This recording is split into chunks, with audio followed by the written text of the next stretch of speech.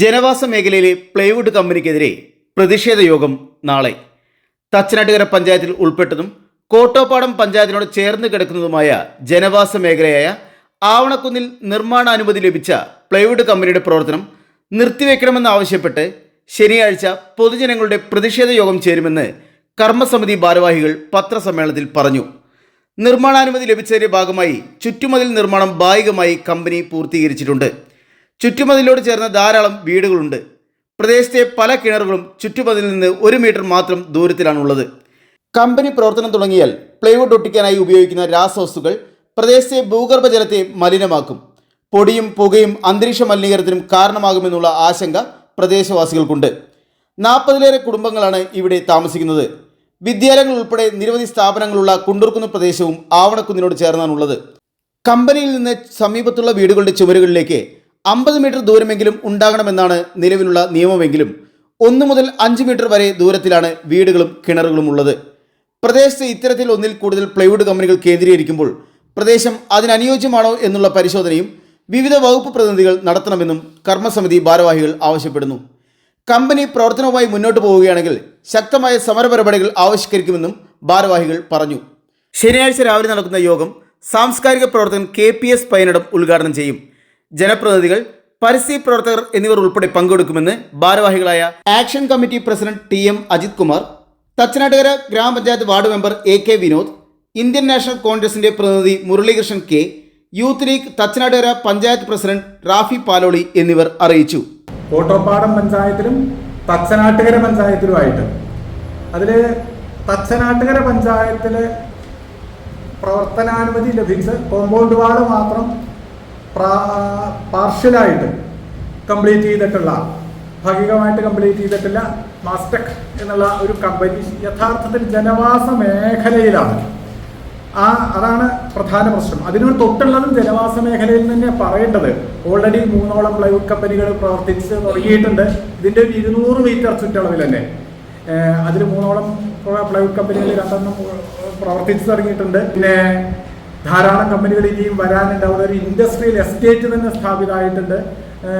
ഈ ഇൻഡസ്ട്രിയൽ എസ്റ്റേറ്റിൻ്റെ പുറമെ തന്നെ മരുന്ന് ഉണ്ടാക്കുന്ന വേറൊരു കമ്പനി അവിടെ ഉണ്ട്. ഇങ്ങനെ അതൊരു വ്യവസായ മേഖലയായി ഈ 200 മീറ്റർ ചുറ്റളവിൽ നല്ല ജനവാസ മേഖലയായ ആവണക്കുന്നിൻ്റെ തൊട്ട് 200 മീറ്ററിൻ്റെ ഉള്ളിൽ തന്നെ ആയിട്ട് നിരവധി കമ്പനികളുണ്ട്.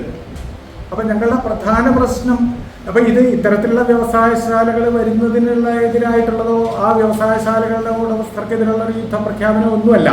മറിച്ച് ജനവാസ മേഖലയിൽ വരുമ്പോൾ അവിടുത്തെ ഭൂഗർഭജലത്തിൻ്റെ വിധാനത്തിന് കമ്മി ഉണ്ടാവാൻ ചാൻസ് ഉണ്ടാവും.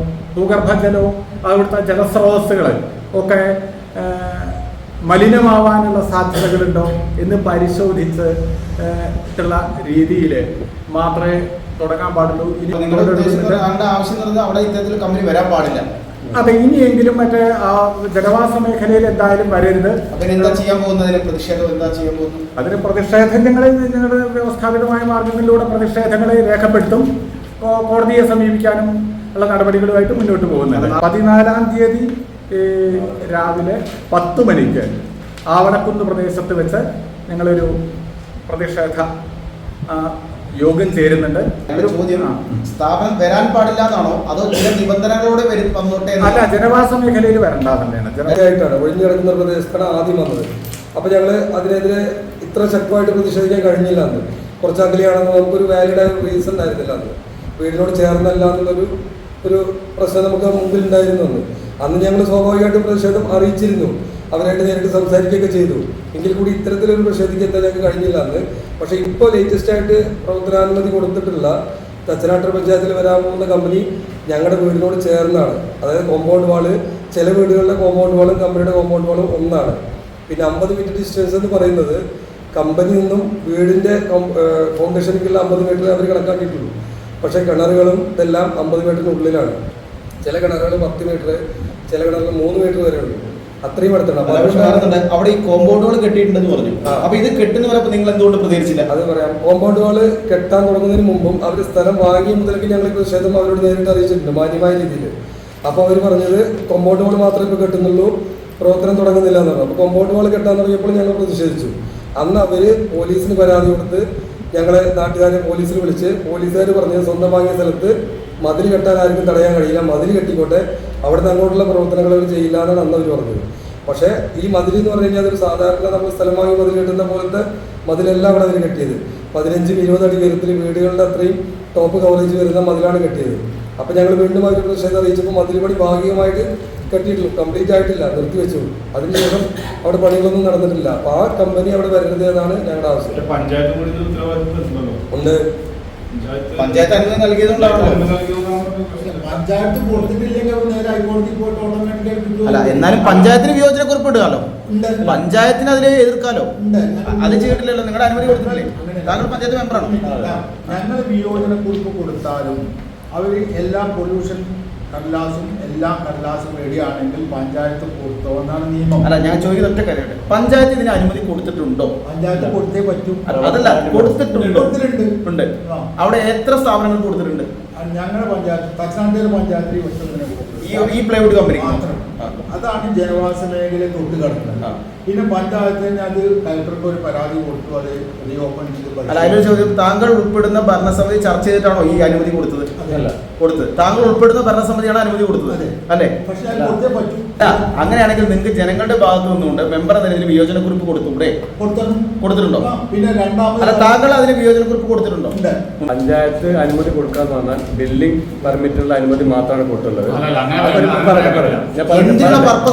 പറയട്ടെ, അതിന്റെ ഡോക്യുമെന്റ്സ് കൃത്യമായി കൊടുക്കുമ്പോൾ ആ ബിൽഡിംഗ് പെർമിറ്റില്ല പിന്നെ ലൈസൻസ് പഞ്ചായത്തിന് കൊടുക്കേണ്ടി വരും എന്നാണ് മെമ്പർ പറഞ്ഞത്.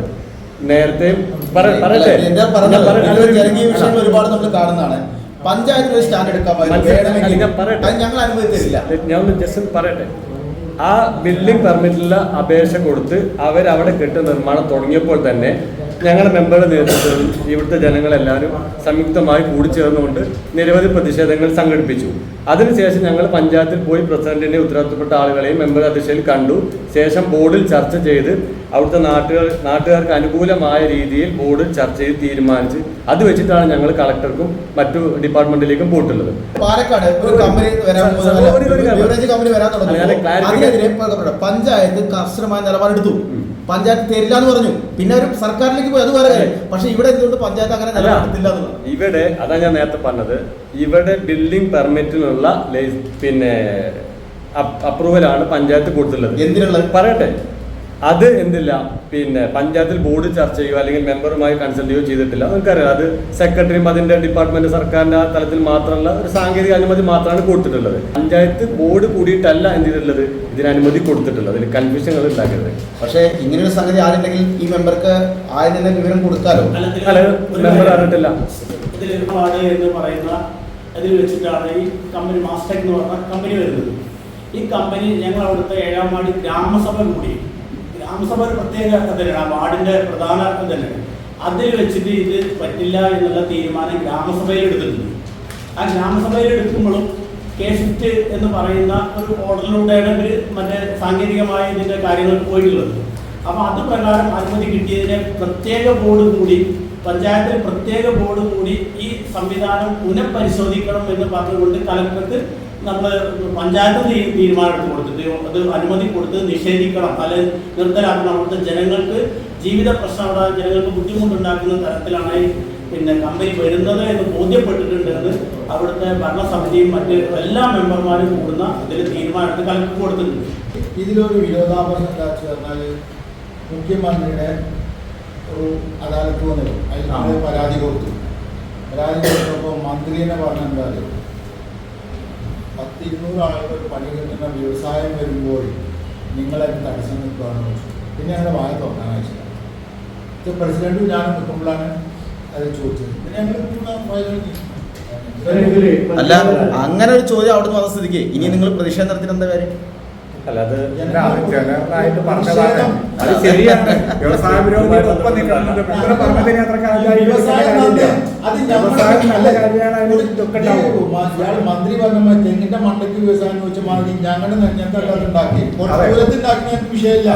ഇത് ഞങ്ങളുടെ ജീവനും തോത്തുന്നു. രാത്രിയും പകലും വണ്ടി ഓടിയിട്ട് ഒട്ടല്ല ആൾക്കാർ. പക്ഷെ നിങ്ങൾ പറഞ്ഞത് വലിയൊരു ഗുരുതരമായ ആരോപണം. കാരണം ജനങ്ങളുടെ ഒരു വിഷയം ശ്രദ്ധയിൽപ്പെടുത്തിയപ്പോൾ മന്ത്രി അതിനെ നിസ്സാരവൽക്കരിച്ചുകൊണ്ട് ഇതിന് തൊഴിൽ കിട്ടുന്നതല്ലേ എന്ന് ചോദിച്ച് നിങ്ങളുടെ പ്രായം തള്ളിക്കളഞ്ഞു എന്നാണ് പറയുന്നത്. ഇതിന്റെ സംഭവത്തിലേക്ക് ഇറങ്ങി കമ്പനിക്ക് വന്ന് അന്വേഷിച്ചിട്ട് പറയട്ടെ, തെങ്ങിന് പോകുന്നത് ആൾക്കാട്ടാൻ പറ്റുമോ? കമ്പനി വേണം. ജനങ്ങൾ കൂടി താമസിച്ച് ഈ 10-30 കുടുംബങ്ങൾക്ക് ഇനി എവിടെ പോകാൻ? മുന്നിൽ വഴിയില്ല, സ്വപ്നങ്ങൾ മൗനമായി, ചോദ്യം മാത്രം ബാക്കി. ഇനി എന്ത് ചെയ്യും? കയ്യിൽ സ്വർണ്ണമുണ്ടോ? ഒരു വഴിയുണ്ട്. മനസ്സിൽ സ്വപ്നമുണ്ടോ? ഒരു വഴിയുണ്ട്. നമ്മുടെ UGS ജീവിതം ലെവലപ്പ്. നമ്മുടെ UGS ജീവിതം ലെവലപ്പ്. നമ്മുടെ UGS ജീവിതം ലെവലപ്പ്.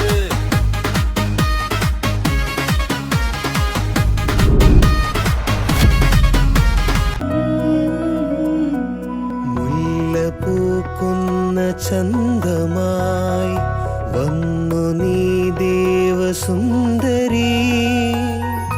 മുല്ല പൂക്കുന്ന ചന്തമായി വന്നു നീ ദേവസുന്ദരി. നിലാവിൻ്റെ തേരേറി വന്നു നീ. അഴകു പെയ്തു നിന്നു മുല്ലാസ്, കസവു ചാത്തി വന്നു മുല്ലാസ്. അഴകു പെയ്തു നിന്നു മുല്ലാസ്, കസവു ചാത്തി വന്നു മുല്ലാസ്. Mullas wedding centre, Kodathippadi, Mannarkkad. നമ്മുടെ ബാങ്ക് നാടിന്റെ ബാങ്ക്. നമ്മുടെ ബാങ്ക് നാടിന്റെ ബാങ്ക്. നമ്മുടെ ബാങ്ക് നാടിന്റെ ബാങ്ക്. നമ്മുടെ ബാങ്ക് നാടിന്റെ bank. The pleasure of personal banking. Mannarkkad rural service സഹകരണ ബാങ്ക്.